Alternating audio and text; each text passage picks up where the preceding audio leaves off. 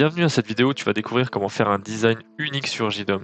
Je vais te guider à travers les différentes fonctionnalités de conception de JDOM pour te montrer comment personnaliser ta maison intelligente de manière unique et sur mesure.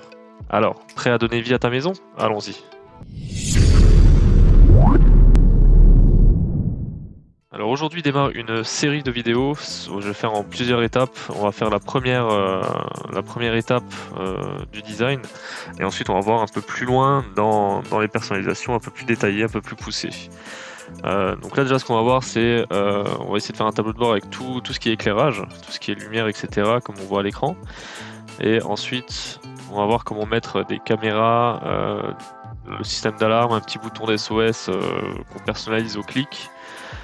On va voir comment mettre la date, l'heure, etc. Et on aura notre petit menu sur le dessus. Alors donc pour commencer, quand vous êtes sur votre JDOM, donc vous allez dans Accueil Design.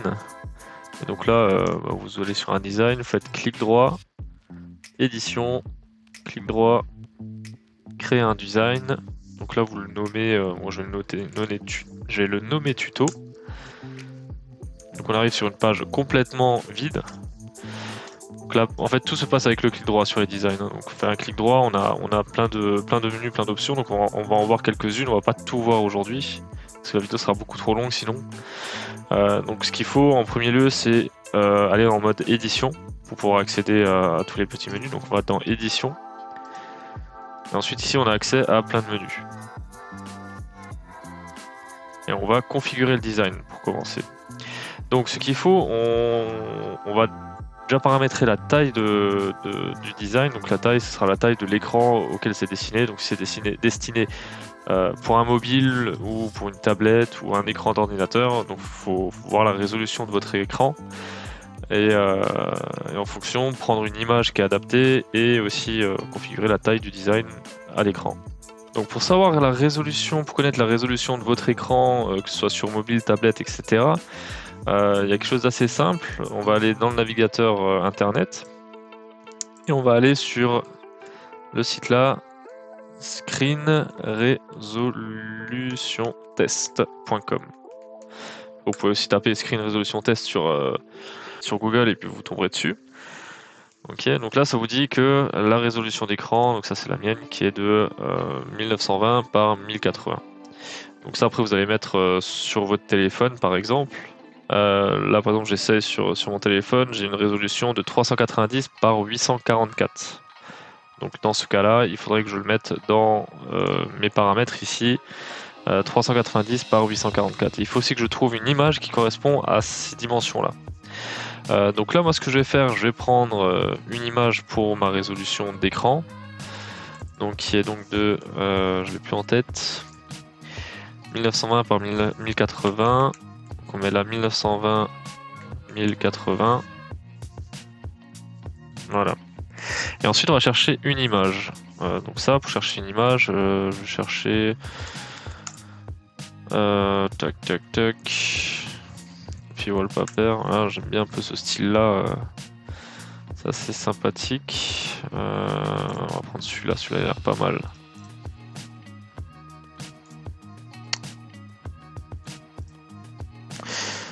On va faire ouvrir l'image dans un nouvel onglet, histoire de récupérer juste l'image. Ok, un peu. Donc on va enregistrer l'image dans les téléchargements. Voilà, ensuite dans JDOM, on va le prendre. Non, ça marche pas comme ça. On va faire image envoyée, fond d'écran. Ah bah oui, il fallait sauvegarder avant. Quand on se configurer le design, 1920 par 1080. On sauvegarde et voilà, donc là on l'a. Donc si je le mets en plein écran, donc ici on fait plein écran et ensuite on fait plein écran sur navigateur et donc là on voit bien que j'ai l'image en plein écran, que j'ai plus aucun mouvement possible. Ok. Donc une fois qu'on a notre fond d'écran, qu'on a tout ça, et qu'on est en mode édition, si ici c'est grisé, là tout ça c'est grisé, il faut cliquer sur édition, sinon ça marchera pas. Donc la première chose qu'on va faire, on va mettre une grille de 15 par 15 et on va aimanter les objets à cette grille là. Donc ça permet d'avoir une belle disposition, bien alignée, bien carrée. Ensuite, on va faire notre petit menu. Donc pour faire notre petit menu, on va faire. Alors moi, j'utilise beaucoup de cadres en fait. J'évite d'utiliser tout ce qui est HTML, CSS parce que c'est assez compliqué à adapter à notre zone en fait. Donc pour quelqu'un qui ne connaît rien du tout, c'est assez compliqué pour lui, je trouve.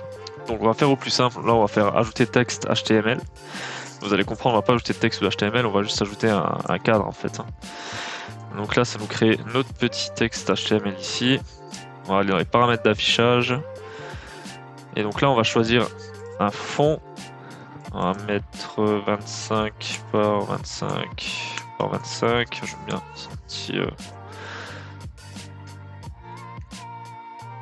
c'est un petit noir un peu plus clair que du noir noir en fait. Et en couleur de texte, on va mettre du blanc. Ensuite, au niveau des... Donc ça, ce sera quand même notre base. Hein. Donc, au niveau des paramètres, donc on peut choisir un arrondi par exemple, une bordure. Si on veut faire une bordure rouge, on peut faire une bordure rouge. En opacité, moi je vais mettre 0,75, parce que ça j'aime bien. Que ce soit un tout petit peu transparent, qu'on voit le fond derrière, c'est assez sympa je trouve. Et donc après ici le texte, on va le supprimer, histoire qu'on ait un rectangle complètement vide.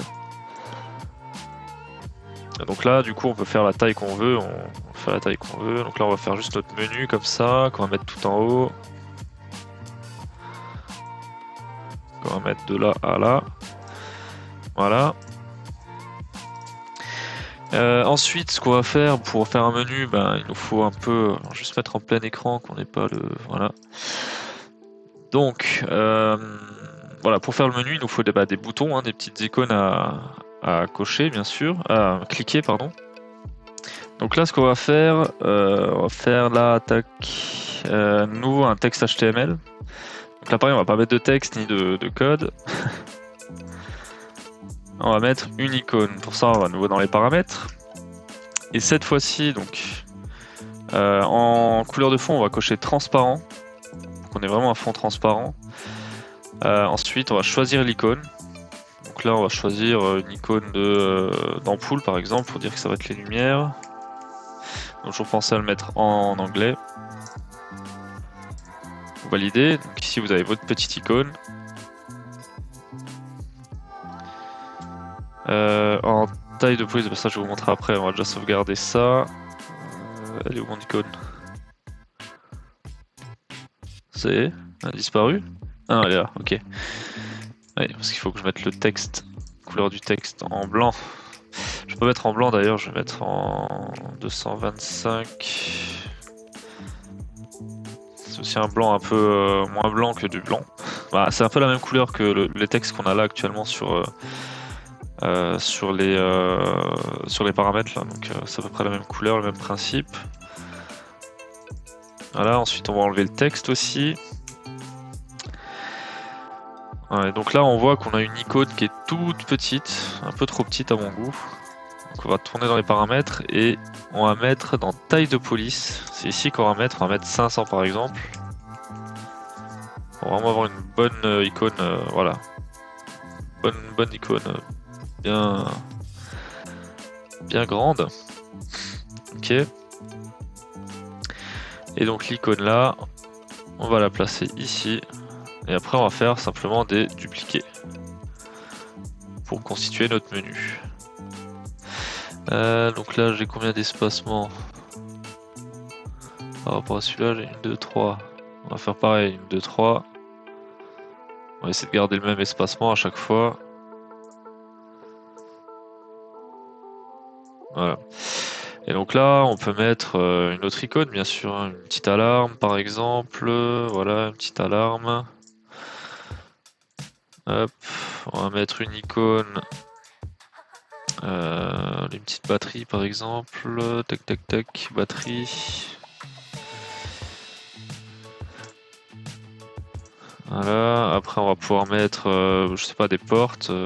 Après on s'en fout un petit peu, hein, mais vous mettez un peu ce que vous voulez hein, dans tout ça. Il y a une bibliothèque là de plein d'icônes, il faut un peu fouiller pour trouver un peu ce qu'on veut. Allez, on va mettre le garage par exemple, voilà. C'est pas mal aussi.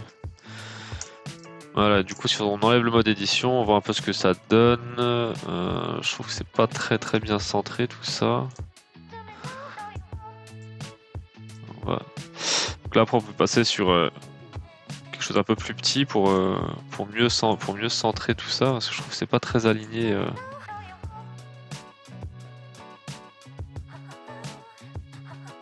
Donc voilà un peu à quoi ça ressemble du coup notre menu.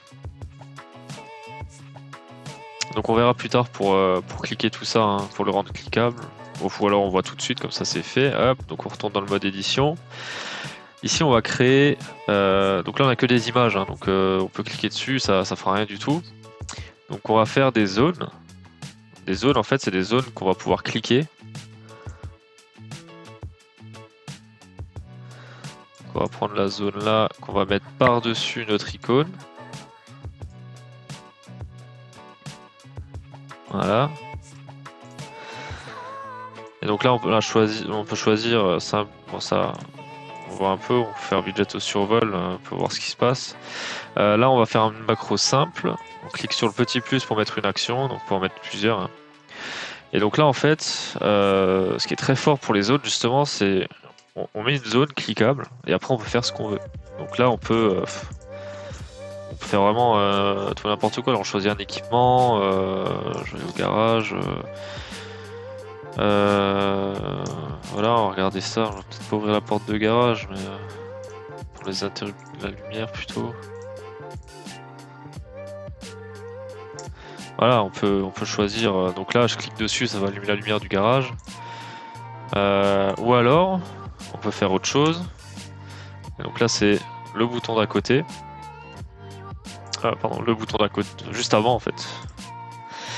Et ici, on a d'autres options encore. Là, on a énormément d'options.